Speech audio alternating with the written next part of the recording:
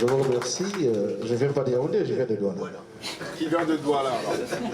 Je veux d'abord saluer tous celles et ceux qui ont pris le temps de se déplacer pour venir ce soir soutenir celui que nous appelons affectueusement MTA, Michel Thierry Adanga. Je voudrais rétablir un certain nombre de faits pour éviter des amalgames.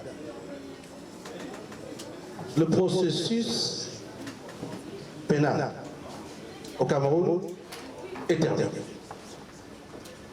Il n'y a plus, il n'y aura plus de procès pénal au Cameroun dans le cas de cette affaire. Le dossier Michel Thierry Adanga, il faut s'en souvenir, se résume à quelques chiffres. 52, 4050, 12 et 18. Ainsi évoqué, ça ne vous dit rien. Il a passé 52 jours en garde à vue. 52 jours en garde à vue. À l'époque, il fut arrêté pour fait de grand banditisme. Par la suite, on a cherché de l'inculpation pour le rapprocher d'un dossier politique. Le 4050, c'est le nombre de jours qu'il a passé en détention préventive. Alors que la loi camerounaise indique que le délai maximum, c'est 18 mois.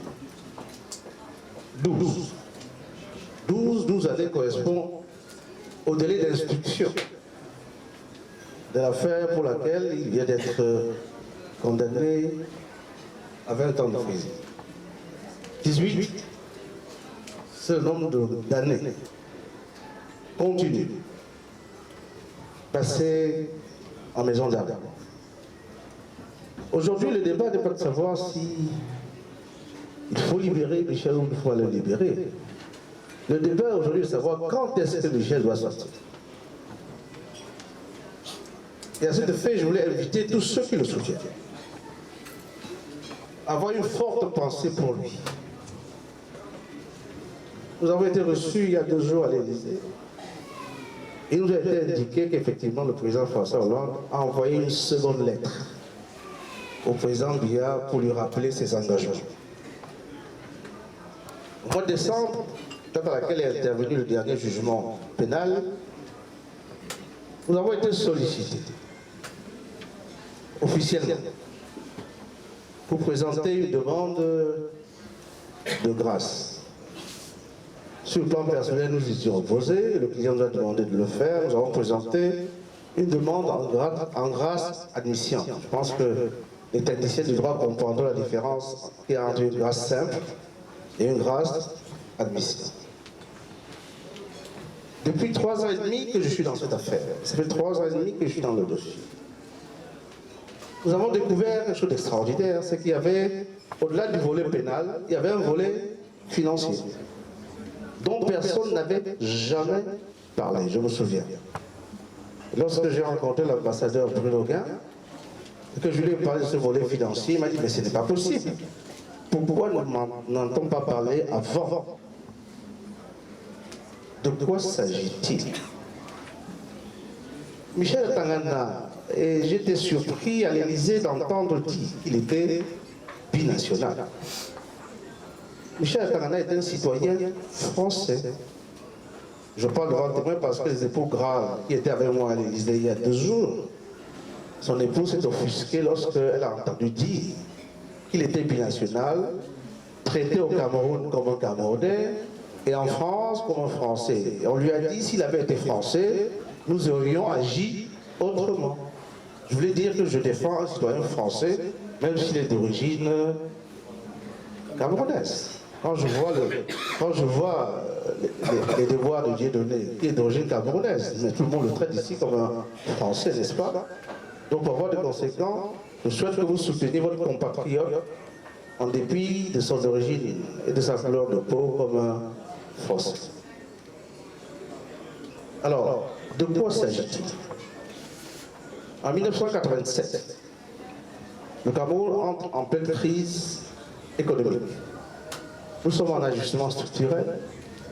L'État ne peut plus faire face à ses engagements concernant les marchés publics, notamment dans les domaines des travaux publics. Les entreprises franco-européennes qui étaient dans de nouvelles infrastructures se désengagent du Cameroun en laissant des ardoises extraordinaires. Il y a une négociation qui s'est engagée entre ce groupe d'entreprises et le Cameroun et des conventions de règlement et de reconnaissance des dettes sont signées entre ces 12 entreprises dont nous ne citerons pas de nom, mais notez qu'elles sont tous du CAC 40. Le président de la République ordonne au ministre des Finances de signer les conventions. Ces conventions sont donc signées. Monsieur Michel Théa-Tangana est financier dans une grosse boîte dont je ne citerai pas le nom, qui fait partie de ce consortium. Mandat lui est donné d'aller négocier les conditions de règlement de cette dette. Bon, j'ai entendu dire qu'il a été embauché. Michel n'a jamais été fonctionnaire camerounais, jamais. Il n'a jamais été embauché par l'État du Cameroun. Il vient au Cameroun dans le cadre d'un mandat d'un consortium pour négocier des modalités de règlement d'une dette. Arrivé au Cameroun avec 3 autres Français, parce qu'il n'était pas seul. Un accord est terminé. Il est décidé de mettre en place une structure mixte, secteur privé, secteur public, pour gérer cette dette. C'est le début de ce qu'on appelle aujourd'hui le CD2, c'est-à-dire la conversion de la dette en prêt, à condition que l'État qui est bénéficiaire de ce prêt réalise un certain nombre d'infrastructures en donnant ce qu'on appelle, les techniciens le comprendront, un fonds de contrepartie. Les conventions sont signées, la structure de gestion est mise en place, et Michel Théa-Tangana est nommé président de cette structure. Il n'est pas fonctionnaire. En avril 1997, se produit un événement unique. Un membre du gouvernement de la République du Cameroun décide de démissionner et de se porter candidat à l'élection présidentielle. Il se trouve que Michel avait collaboré quelques mois plus tôt avec ce membre du gouvernement. Il est donc appréhendé. Il lui est demandé de dénoncer le politique en question. Michel, qui est un religieux, refuse de se soumettre à ce chantage et il est embastillé pendant 52 jours parce qu'il refusait de dénoncer ce politique. Voilà son crime. Il n'y en a pas d'autre. Perquisition effectuée chez lui, ses documents sont confisqués, son permis de séjour est confisqué parce qu'il avait un permis de séjour au Cameroun. Tous les documents qui établissent qu'il n'a jamais touché un franc de deniers publics sont confisqués. Les scellés disparaîtront et il sera condamné à 15 années de prison dans un procès qui durera moins de 24 heures. Or, ses avocats. Il passera 15 années de prison dans des conditions floues où la confusion a fait en sorte que l'opinion publique française ne comprend pas ce qu'un Français va faire au Cameroun dans la gestion des fonds publics, ce qui est naturel. On ne comprendrait pas que je sois poursuivi en France pour détournement de fonds publics alors que je suis ni français ni fonctionnaire français. Ça a perturbé l'image. Il est resté dans ce flou pendant 17 ans. Nous sommes entrés dans ce dossier il y a 3 ans et demi. Lorsque la seconde affaire a été appelée. En 3 ans et demi, il a été démontré de manière irréfutable que le dossier était vide et que finalement ce monsieur n'avait rien à faire dans ce box.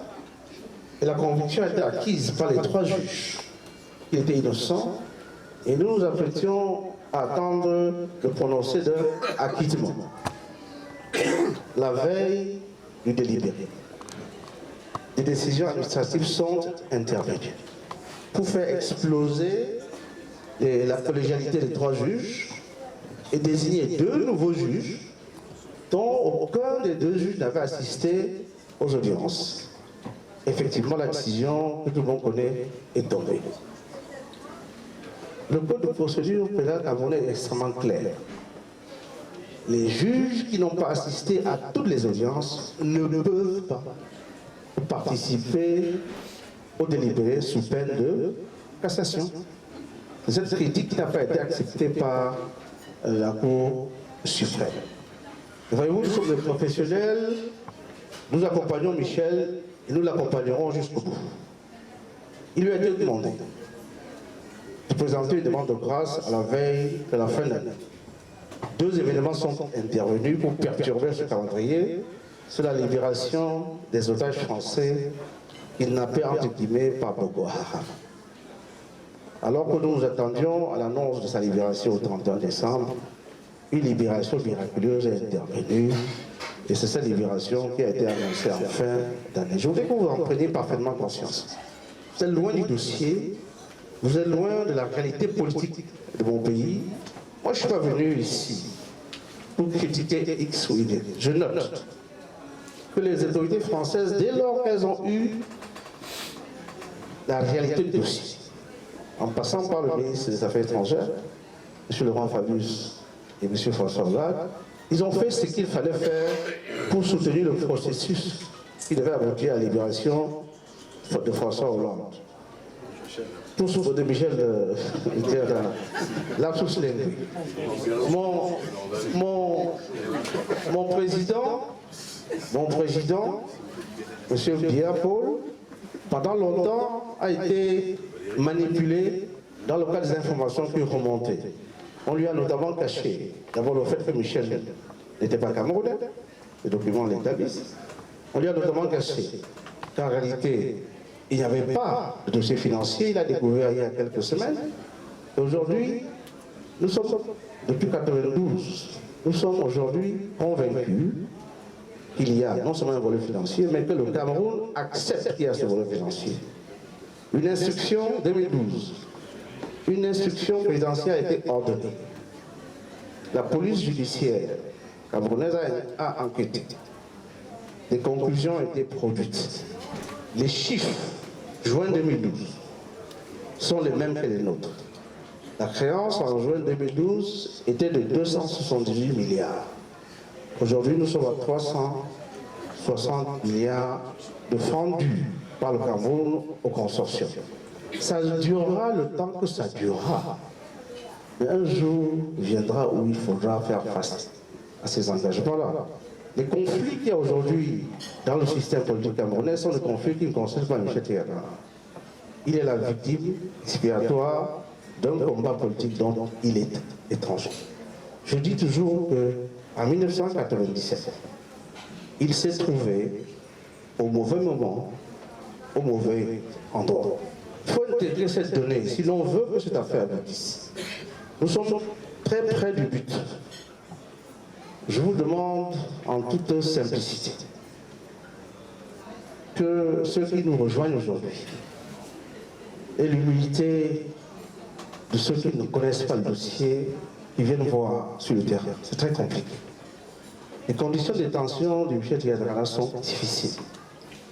Toutes les semaines, toutes les 2 semaines, nous sommes obligés de négocier pour qu'ils puissent bénéficier de ce que l'on appelle des commodités primaires d'un homme.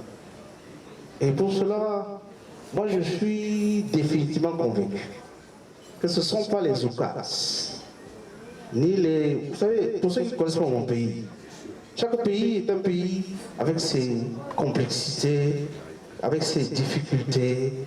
Mon président, c'est un homme très particulier. C'est un jésuite. Il inscrit tout ce qu'il fait dans la durée. Quand vous attendez une semaine, il met 3 mois pour décider.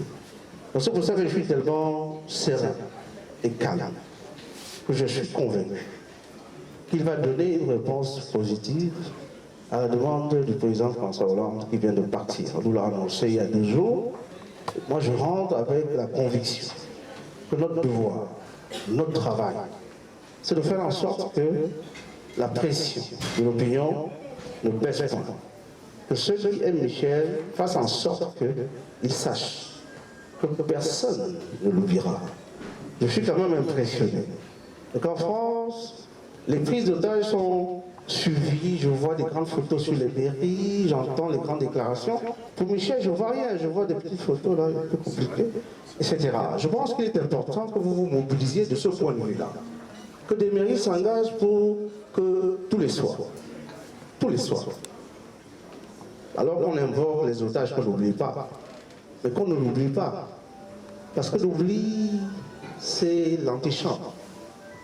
de la mort. Et pour quelqu'un qui a passé 18 ans en Bastille, il sort pas. Il n'a pas de corvée. Il quitte sa maison d'arrêt escorté par, n'est-ce pas, 15, 20 gendarmes pour aller, n'est-ce pas, au palais de justice, pour qu'il puisse tenir.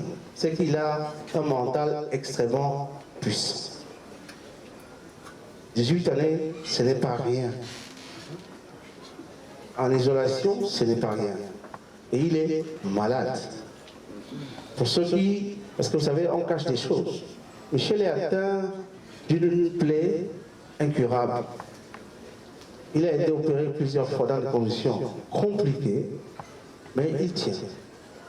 Quand je suis parti de Douala, de Yaoundé, il m'a dit, dis-leur que je ne céderai pas, je ne mourrai pas. Si je meurs, sachez qu'ils m'ont suicidé. Voilà, je suis venu témoigner pour lui et vous dire que le combat que nous menons pour sa libération, ce n'est pas un combat pro-domio. Dans ma posture, rien ne m'engageait à être à ses côtés, pour des raisons que tout le monde peut comprendre. Ma posture institutionnelle m'interdisait même d'être à ses côtés. J'ai fait le choix. J'ai fait le choix de la liberté, j'ai fait le choix de la vérité, j'ai fait le choix d'un combat pour lequel je suis convaincu que dans quelques semaines, nous aurons la solution. Pour revenir au volet financier, beaucoup sont intervenus pour faire séparer le volet financier du volet pénal. Beaucoup d'autorités ont souhaité que l'on séparera le volet pénal du volet financier pour permettre une meilleure négociation avec les entreprises franco-européennes et trouver les meilleurs moyens pour les payer. Je voudrais féliciter les dirigeants de ces multinationales. Ils n'ont jamais revoqué le mandat qu'ils avaient donné à Michel Théodore. C'est peut-être pour ça qu'il est encore en vie. Je pense que si ces mandats l'avaient lâché, lui-même, me semble-t-il, aurait lâché. Nous attendons dans les jours qui viennent les décisions qui vont être prises par le président de la République du Cameroun. Il y a des choses que je ne peux pas dire pour ne pas perturber un processus politique qui est en cours. Mais tout ce que je sais, c'est que les batailles sont féroces à Yaoundé pour sa libération. Parce qu'entre en jeu dans ce dossier la question de l'indépendance de la magistrature au Cameroun, la question de la séparation des pouvoirs au Cameroun, la question du respect, comme disait le président François Hollande, de la parole donnée. Et je pense, compte tenu de la qualité et de la culture du président Biya, je vous ai dit que les jésuites, la parole donnée chez nous a un sens. Et cette parole qui est perturbée par beaucoup d'intervenants périphériques finira un jour par triompher. Parce que voyez-vous, on a beau empêcher la rivière de couler, vous avez beau l'enterrer, elle finit par apparaître quelque part et tout le monde est obligé de la voir. Moi, je suis venu vous dire ce soir, je vous remercie d'être venu pour soutenir cette action.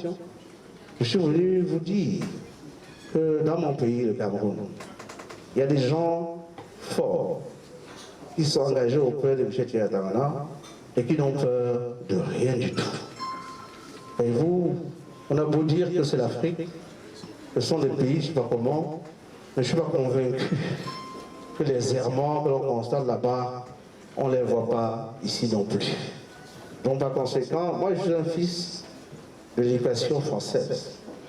J'ai fait toutes mes études ici à Paris, mais je me suis résolu à rentrer parce que je suis convaincu que tant qu'il n'y a pas de combattant de la liberté dans mon pays ne trouvera jamais ni les équilibres, ni la liberté, ni la paix. Alors ce soir, j'ai envie de vous dire merci d'abord à SOS Racisme d'avoir bien voulu organiser cette soirée. J'étais censé partir ce matin, je suis resté pour ça, je vous remercie. Continuez votre combat. Je me souviens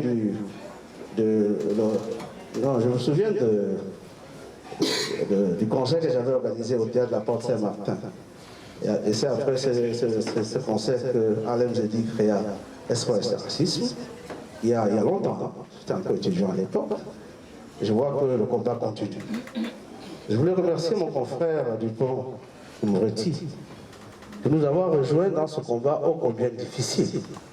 Ce était peut-être préférable que tu me rejoignis lorsqu'il y avait encore des choses à dire aux magistrats, mais maintenant que le combat est fini à Yaoundé, mais nous avons encore une instance à Genève, non pas dans le domaine des Nations Unies, parce que dans les conventions que le Cameroun a signées avec ces multinationales, il y a une clause d'arbitrage qui loge le contentieux à Genève. Bon, si rien n'est fait, dans les jours qui viennent, nous allons être obligés de saisir, n'est-ce pas, le tribunal arbitral de Genève pour arbitrer le litige financier pour que chacun voit qu'en définitive, la raison pour laquelle elle est là, je te rejoins, pour laquelle Michel Atangana est encore en prison, ce sont les intérêts financiers. Chacun va avoir son gâteau, il va falloir qu'on règle cette question de manière définitive. Je voulais dire à ceux qui veulent se battre à nos côtés, n'ayez pas peur. N'ayez pas peur, c'est Bontila qui disait ça il y a quelques années. N'ayez pas peur.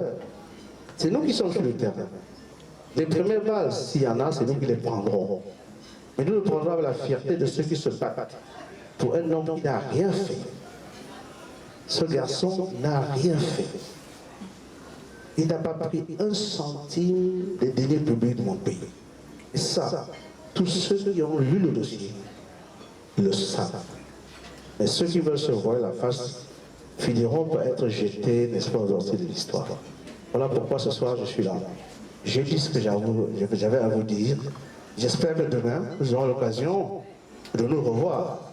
Je voudrais remercier les époux graves qui sont là, qui sont les parents adoptifs de Michel Thierry Atangana. Je voulais dire à son fils, à ses deux enfants, que le combat ne fait que commencer.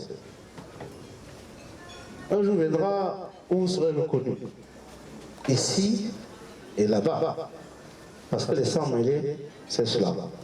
Il faudra qu'un jour vous sachiez que votre père n'est pas un brigand, ce n'est pas un escroc, ce n'est pas un voyou, c'est un homme d'église et un homme de paix. C'est un financier. Il m'a dit, le jour où je suis libéré, je ne me prendrai pas la parole parce que je n'ai rien à dire. Mais j'espère que le jour où il sera libéré, vous serez tous là pour fêter avec nous ce jour-là. Parce que je suis convaincu que ce jour-là arrivera.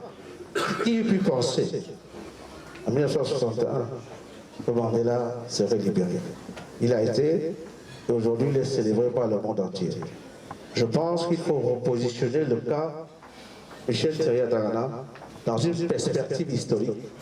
Et il faut que la France s'approprie ce combat. L'aide que vous nous apporterez, c'est de faire en sorte qu'il ait le même traitement que les autres Français en difficulté dans des pays étrangers, j'ai dit. Bravo. Merci beaucoup, Maître Kingan. Merci.